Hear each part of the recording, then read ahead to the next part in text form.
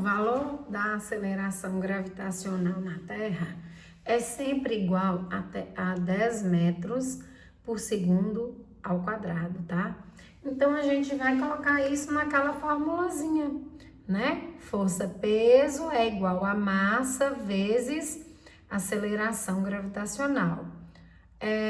A força-peso eu não tenho, tá? Eu coloquei terra aqui só para saber, na verdade o livro colocou terra aqui só para saber que esse cálculo é referente à Terra e o de baixo referente à Lua. Então, a força-peso de Garfield na Terra vai ser igual a massa dele vezes a aceleração gravitacional da Terra. Força-peso eu não tenho ainda, eu coloco de novo aqui. Força-peso na Terra é igual. O valor de massa de Garfield, nós já sabemos, são 6 quilogramas, né? Então, 6 vezes o valor da aceleração gravitacional, que na Terra será sempre igual a 10 metros por segundo ao quadrado. Então, 6 vezes 10 é igual a força-peso de Garfield na Terra é igual a 60 newtons. Sempre que a gente estiver falando em força, nós vamos estar colocando esse valor em newton. Não se esqueçam, tá certo? Então, vamos ver lá na Lua? Então, na Lua, a aceleração gravitacional é igual a 1,6 metros por segundo ao quadrado. Bem menor do que na Terra, né? Então, vamos ver quanto que vai ser a força-peso de Garfield lá na Lua? Então, força-peso na Lua é igual a massa do Garfield vezes a aceleração gravitacional da Lua. Força-peso é igual os mesmos 6 quilogramas, que é a massa do Garfield, vezes 1,6, que é a aceleração gravitacional na Lua, e eu encontro a força-peso do Garfield na Lua, né? Então, 6 vezes 1,6 fica 9,6 newtons. Então, esse seria o peso de Garfield lá na Lua. Realmente, ele perdeu peso. Ele perdeu massa? Não. Ele continua com os mesmos 6 quilogramas que ele tinha antes de ir para a Lua, tá? Então, a pergunta, se eu jogar, eu perguntei uma pedra e uma folha de papel, né? Mas aqui nós escrevemos uma folha de papel ou um caderno, porque é a sugestão que está aí no livro de vocês. Mas a pedra, ela vai ter ela vai entrar muito bem aí no lugar do caderno. Então, quem chegará a achar mais rápido? Uma folha de papel ou um caderno? Né? Eles vão ser soltos da mesma altura. Vai chegar no chão mais rápido? Não quem tem mais massa ou menos massa. Vai chegar no chão mais rápido quem sofrer menor influência da resistência do ar.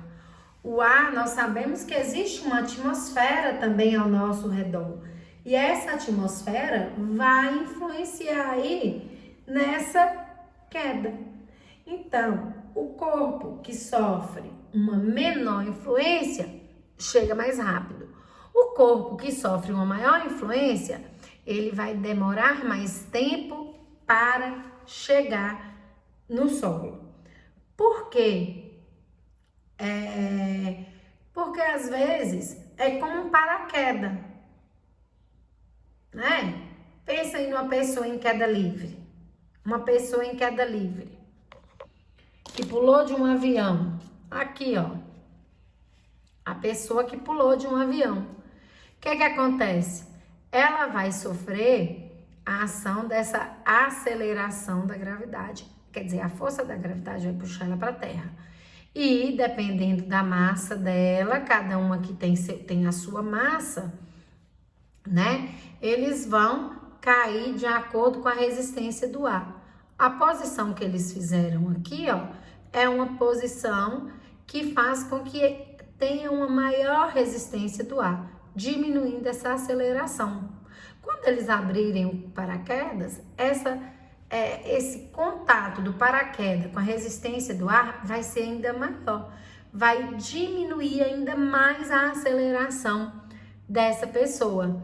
Deu para entender? Então, uma folha de papel, quando você solta ela vai ter um contato maior com o ar. Então, ela vai sofrer uma maior influência da resistência do ar. Ela tende a demorar mais de cair. Mas se eu pegar essa mesma folha e embolar, transformar ela numa bola de papel, ela vai cair ao mesmo tempo que um caderno ou do que uma pedra. Por quê? Porque eles vão sofrer praticamente a mesma influência dessa resistência do ar. E eles vão cair praticamente juntos. Inclusive aí no livro de vocês, na página 16, no quarto parágrafo, cita um experimento que foi feito pelos astronautas lá da Apollo 15, quando eles foram à Lua, né? Lá, como a Lua não tem atmosfera, né? Não tem resistência, não vai ter essa resistência, essa influência da resistência do ar, que a atmosfera lá é quase nenhuma. Eles soltaram simultaneamente um martelo que tinha uma massa igual a 1,32 quilogramas e uma pena de massa igual a 0,03 quilogramas. E as gravações mostram que os dois caem juntos ao mesmo tempo. Por quê? Porque eles não têm influência da resistência do ar. Eles estão só sofrendo a aceleração da gravidade da Lua, tá? E aqui eu coloquei de novo, ó. A aceleração da gravidade na Terra não é para esquecer, é igual a 10 metros por segundo ao quadrado. E a aceleração da gravidade na Lua é de 1,6 metros por segundo ao quadrado, tá certo? Então, mesmo soltando esses dois objetos, e se a gente conseguir tirar toda a influência da resistência do ar, o objeto, se esse experimento for feito na Terra ou se ele for feito na Lua, na Terra ele vai ter uma queda, né, mais rápida, porque a força da gravidade na Terra, ela é maior do que a força da gravidade na Lua. Por isso que quando a gente pensa nos astronautas andando lá na Lua, né, a gente pensa naqueles saltos que eles dão, que dá a impressão que... Então, quando o astronauta dá aqueles saltos lá na Lua, dá a impressão que eles estão flutuando, né? Que eles conseguem dar passos gigantescos. Por isso, por quê? Porque a aceleração da gravidade lá é quase que 6 vezes menor do que a aceleração na Terra. Então, tudo que cair, entre aspas, né, vai cair de forma muito mais lenta do que se estivesse caindo na Terra. Tudo bem, pessoal?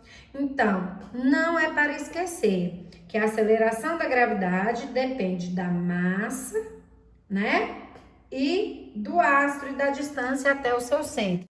Então, reforçando, a aceleração da gravidade depende da massa do astro, pode ser Terra, pode ser Lua, pode ser Sol, e da distância até o seu centro. Então, quanto maior a distância, menor essa gravidade. Quanto maior a massa, maior a gravidade, tá?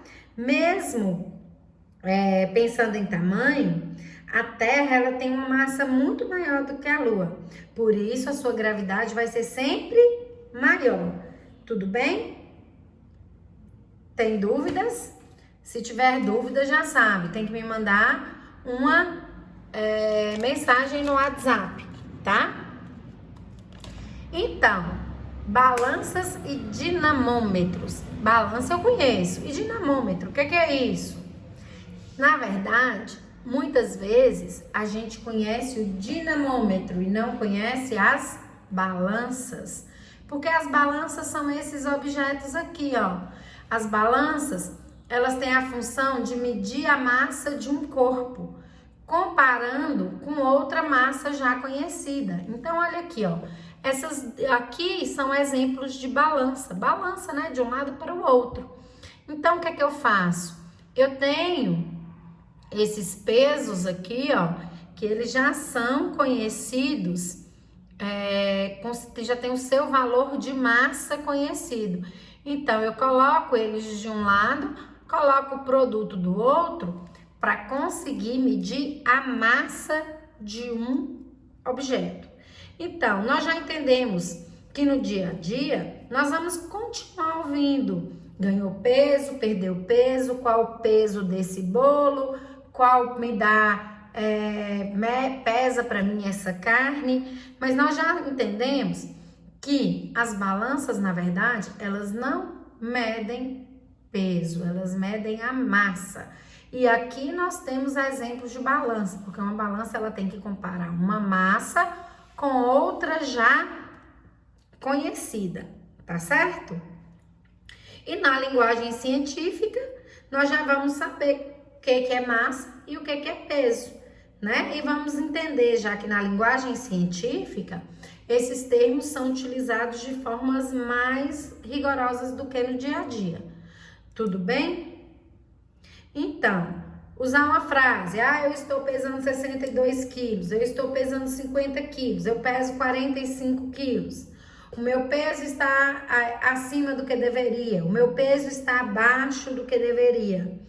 Nós vamos entender, mas elas estão cientificamente erradas, tá?